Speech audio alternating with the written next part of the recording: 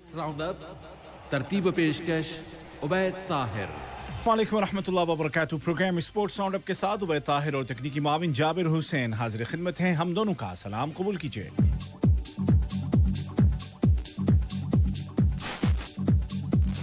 खबरों में सबसे बड़ी खबर का आगाज करते हैं और बात करते हैं इसकी कि कतर 2032 में होने वाले ओलंपिक्स की मेजबानी के लिए बिल्कुल तैयार है। ओलंपिक्स और पैरा ओलंपिक्स 2032 के कहां होंगे, जाहिर है अभी ये फैसला होना है और कतर ने मूड बना लिया है कि वो इस बड़े इवेंट बल्कि दुनिया के सबसे बड़े स्पोर्ट इवेंट की मेजबानी के लिए बिड करेगा।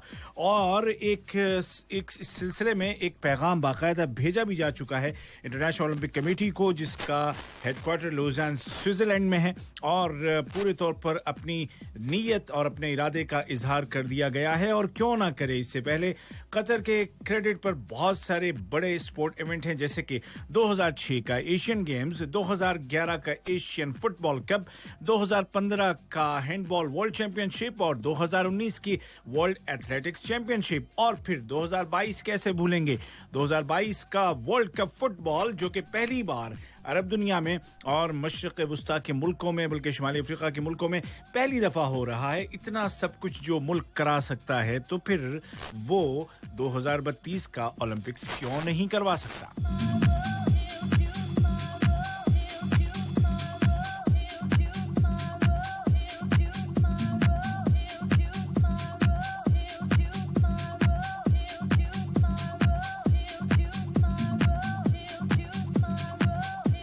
और जैसे जैसे 2022 का फुटबॉल वर्ल्ड कप करीब आता जा रहा है, वैसे वैसे दुनिया की नजरें कतर की जानिब और ज्यादा गहरी होती जा रही हैं और मुसलसल नजर रखी जा रही है कि कहां पे क्या हो रहा है। और हर शोबे के लोग यहां के आला अहलकारों से, आला क़यादत के साथ मुलाकात कर रहे हैं।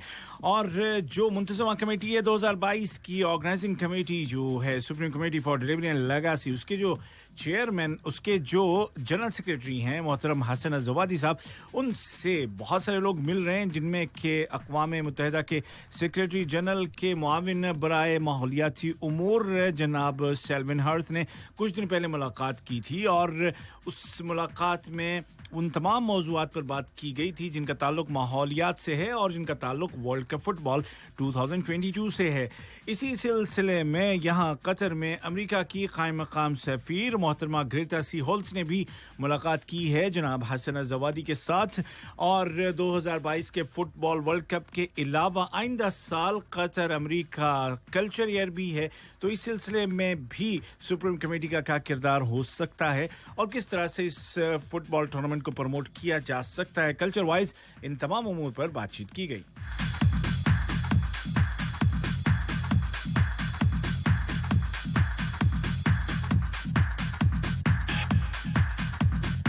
और फुटबॉल ही की दुनिया से मजीद खबरें और बात करेंगे यहाँ कतर के असद क्लब की। असद क्लब के खिलाड़ी हैं सालिम अल हाजरी, जो कि कौमी टीम के भी प्लेयर हैं। अब उनका कॉन्ट्रैक्ट रिन्यू कर दिया गया है 2023 तक।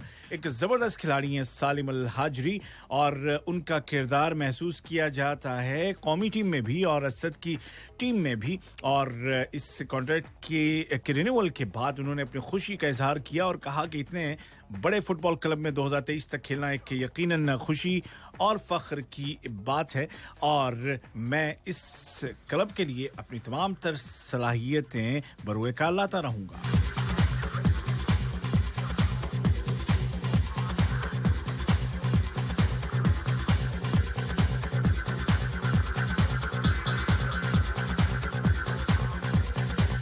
सालिम अल हाजरी जो कि अनफिट थे और अभी तक भी मुकम्मल फिट नहीं हुए हैं, लेकिन असद की टीम ने उनको छोड़ा नहीं और उनके न सिर्फ ये कि उनके इलाज वगैरह और रिहैब की तमाम तर कार्रवाइयाँ चल रही हैं, बल्कि अब उनको इस तरफ से ज़हनी तौर पर भी मुतमईन कर दिया गया है 2023 तक वो क्लब का हिस्सा रहेंगे और उनके वापसी का सबको इंतज़ार है। एक और टीम यहाँ कतर की और यह है अल गर्राफा स्पोर्ट्स क्लब, जिसके बारे में खबरें आ रही हैं कि इस क्लब की कोशिश है कि स्पेन के सेसिक फैब्रिगैस को अगले मौसम में अपने यहाँ लाया जाए। अगले सीजन में जब खिलाड़ियों का लेन देन होगा यानी कि मौसम गर्मा में, तो फैब्रिगास को अलगराफा में लाया जाए। रहने वाले तो ये स्पेन के हैं, लेकिन फिलहाल वो खेल रहे हैं मोनाको में और उनको अपनी टीम की जानिब से, मोनाको की जानिब से हरी झंडी मिल गई है कि वो अगर चाहें तो जा सकते हैं। लेकिन जाहिर है कि अभी मुज़ाकरात चलेंगे, नेगोशिएशंस होंगे और देखते हैं कि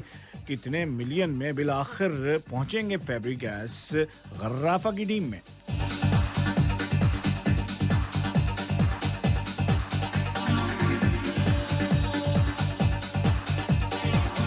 गुज़िश्ता दिनों कतर के तमाम स्पोर्ट्स क्लब्स में हुए इलेक्शंस और मुंतखब किए गए नए सदर और नायब सदूर, लेकिन अल खोर क्लब के लिए कोई भी टीम सामने नहीं आई। मतलब इलेक्शन टीम कोई भी सामने नहीं आई, किसी ने भी अपने उम्मीदवार पेश नहीं किए, जिसके बाद फिर जनरल बॉडी ने ये मुत्तफ़क़ा तौर पर फैसला किया कि शेख खलीफा बिन अहमद आल थानी और उनके साथ मोहम्मद मुक़ल्लिद अल मुरैखी नायब सदर के तौर पर 1 साल तक जिम्मेदारियां निभाएंगे और इस 1 साल में फिर फैसला किया जाएगा कि आगे क्या करना है और क्या इस दौरान दोबारा इलेक्शन हो सकेंगे या नहीं। यानी कि फिलहाल 1 साल तक तो शेख खलीफा बिन अहमद आल थानी ही अल खोर के सदर होंगे।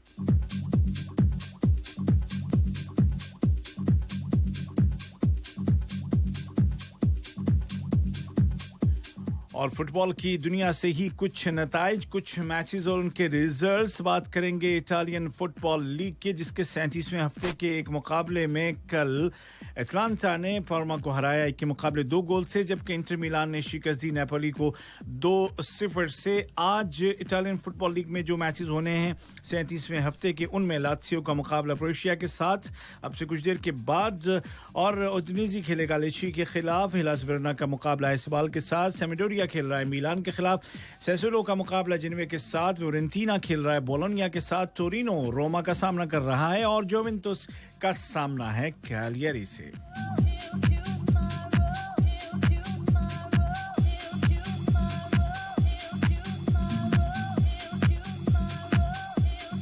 कोरोना के बाद यहां कतर में भी 24 जुलाई से मैचेस शुरू हो गए थे कतर स्टार लीग फुटबॉल के, और 18वें हफ्ते के तमाम मुकाबले हो चुके हैं मुकम्मल, जिनमें के गर्राफा ने अल अरबी को 1-0 से, रैयान ने कतर को 1 के मुकाबले 2 गोल से हराया, असद ने हराया अल खोर को 1 के मुकाबले 2 गोल से, अद-दुहैल और सलाल के दरमियान मुकाबला 1-1 गोल से बराबर रहा था। वक्रा और सेलिया का मैच भी बराबर रहा, कोई भी टीम गोल नहीं कर सकी थी, और शाहनिया ने अल अहली को 1 के मुकाबले 3 गोल से हराया था। अब 19वें हफ्ते के मैचेस शुरू हो रहे हैं 1 अगस्त हफ्ते के दिन से, और उसमें पहला मुकाबला अर-रैयान का अल अरबी के साथ और दूसरा अस्सेलिया का शाहनिया के साथ होगा। 2 अगस्त को भी 2 मैच होंगे, अल खोर खेलेगा अल वक्रा से और अल गर्राफा खेलेगा दुहैल से। 3 अगस्त बरोज़ पीर को भी 2 मैच होंगे, अल अहली खेलेगा सद के साथ और कतर खेलेगा सलाल के साथ। और ये बात बताता चलूं कि कहीं पर भी दुनिया में फिलहाल जितने भी मैचेस हो रहे हैं वो शायकीन के बगैर खेले जा रहे हैं, यानी कि खाली स्टेडियम में।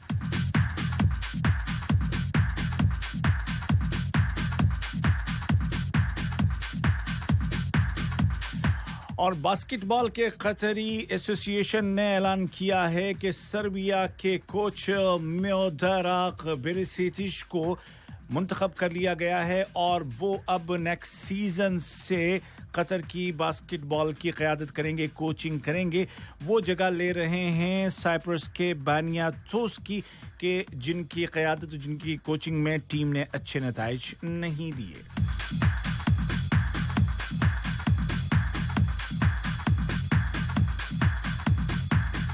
और आगे बढ़ते हैं, बात करते हैं क्रिकेट की। और क्रिकेट की दुनिया में आप जानते हैं कि कोरोना के बाद होने वाली पहली टेस्ट सीरीज में इंग्लैंड ने फतह हासिल की वेस्ट इंडीज के खिलाफ। हालांकि पहले मैच में वेस्ट इंडीज ने कामयाबी हासिल कर ली थी, लेकिन दूसरे और तीसरे में वो दिफाई होती चली गई और नतीजे में इंग्लैंड की टीम हावी होती चली गई और इंग्लैंड ने तीसरा मैच जीत लिया और 269 रनों से मैच जीता है।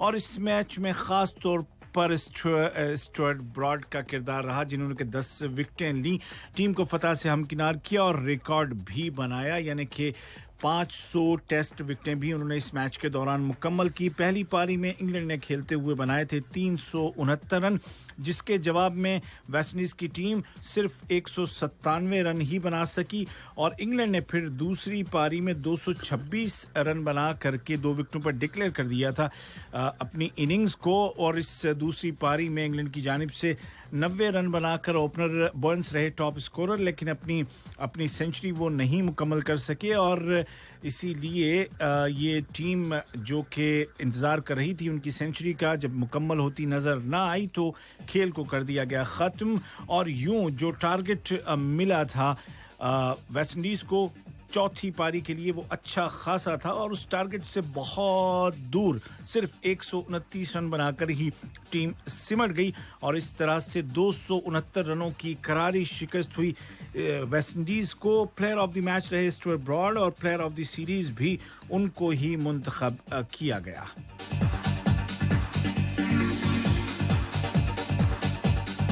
अलबत्ता उनके साथ साथ वेस्ट इंडीज के रोस्टन चेज को भी अवार्ड दिया गया और आपको मैं बता चुका हूं कि 500 विकेटें मुकम्मल करने वाले वो इंग्लैंड के दूसरे खिलाड़ी बन गए हैं। अगले हफ्ते से पाकिस्तान और इंग्लैंड के दरमियान टेस्ट सीरीज का आगाज हो रहा है और पहले टेस्ट मैच के लिए इंग्लैंड ने अपने विनिंग स्क्वाड को बाकी रखा है, यानी कि वही खिलाड़ी शामिल हैं स्क्वाड में जिन्होंने कि अपना आखिरी मैच वेस्ट इंडीज के खिलाफ जीता है और 6 फास्ट बॉलर इस स्क्वाड में मौजूद हैं। जॉय रूट के पास अच्छे खासे ऑप्शंस हैं कि वो सिचुएशंस के मुताबिक खिला सकते हैं सबको।